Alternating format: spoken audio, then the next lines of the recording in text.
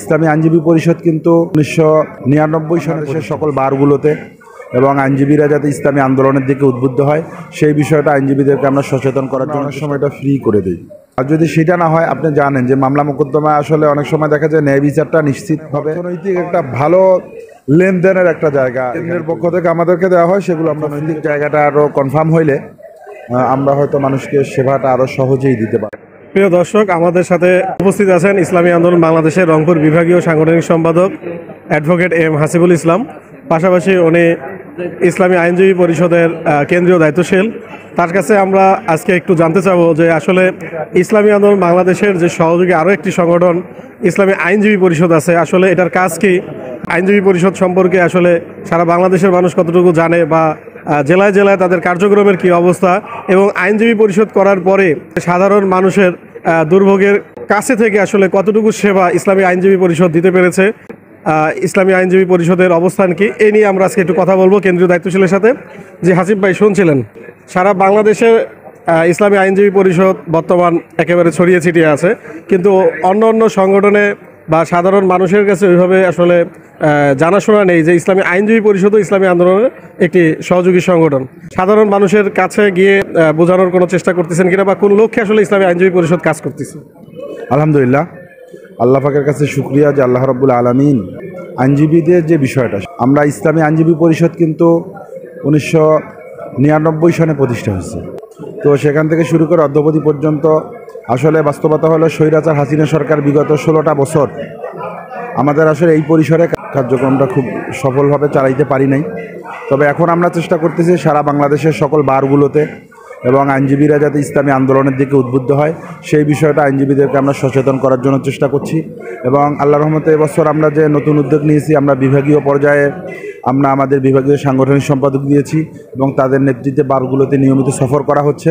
এবং আপনারা নিশ্চয় জেনে থাকবেন যে আইনজীবীরা আসলে একটু কৌশলী মানুষ, তো ওনারা অনেক সময় দেখা যায় অধিকাংশ আইনজীবী রাজনৈতিক দলের সাথে যুক্ত হওয়ার সময় পান না।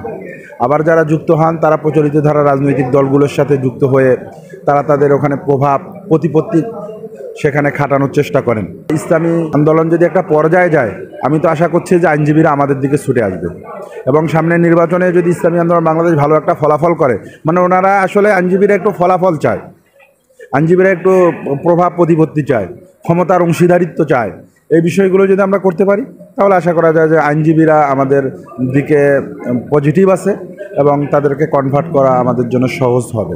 ইসলামী আন্দোলন বাংলাদেশের যত নেতাকর্মী বা সদস্য বা শুভাকাঙ্ক্ষীরা আছে, এদের যদি কোনো মামলা মোকদ্দমা হয় বা কোনো সমস্যার সম্মুখীন হয়, আইনের দুয়ার পর্যন্ত যেতে হয়, সেক্ষেত্রে আসলে আপনাদের সার্ভিসটা আপনারা কীভাবে দিয়ে থাকেন দলীয়ভাবে?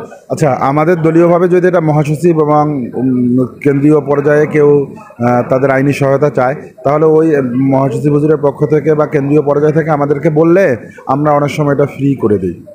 আর যদি সেটা না হয়, আপনি জানেন যে মামলা মোকদ্দমা আসলে অনেক সময় দেখা যায় ন্যায় বিচারটা নিশ্চিতভাবে পাওয়া যায় না। তো ন্যায় বিচার নিশ্চিতভাবে পাওয়া না গেলে কোর্ট কাছারিতেও আপনারা নিশ্চয়ই জেনে থাকবেন যে এখানে অর্থনৈতিক একটা ভালো লেনদেনের একটা জায়গা এখানে তৈরি হয়।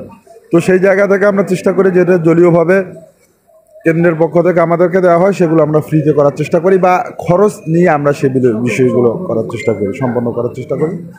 আর যে বিষয়গুলো অনেক সময় ম্যাটারের উপরে নির্ভর করে, যে অনেক সময় ম্যাটারগুলো এত জটিল এবং কঠিন হয় যেটা স্বাভাবিক ওয়েতে পারা যায় না, তখন সেটা তাকে দেখা যায় অর্থনৈতিকভাবে একটু ভালো সাপোর্ট পাইলে সেটা সহজেই করা যায়। সব মিলিয়ে আমাদের আইনজীবী পরিষদটা আরও সক্রিয় হইলে, অর্থনৈতিক জায়গাটা আরও কনফার্ম হইলে আমরা হয়তো মানুষকে সেবাটা আরও সহজেই দিতে পারবো। সেই জায়গা থেকে আমরা চেষ্টা করছি যে আমাদের এখানে একটা সমাজ কল্যাণমূলক ফান্ড তৈরি করার জন্য আমাদের অলরেডি আমাদের এই দ্বিবার্ষিক পরিকল্পনায় আমাদের একটা পরিকল্পনা নেওয়া হয়েছে যে আমরা যাতে আইনজীবীদের সুরক্ষা এবং আমাদের ক্লায়েন্টের সুরক্ষা দিতে পারি, সে ব্যাপারে আমাদের মজবুত একটা যদি অর্থনৈতিক ফান্ড গড়ে তোলা যায়, সেক্ষেত্রে আমরা আরও সহজভাবে সারা বাংলাদেশের বারগুলোতে যারা বিচার প্রার্থী মাজলুম তাদেরকে আমরা সহায়তা দিতে পারবো।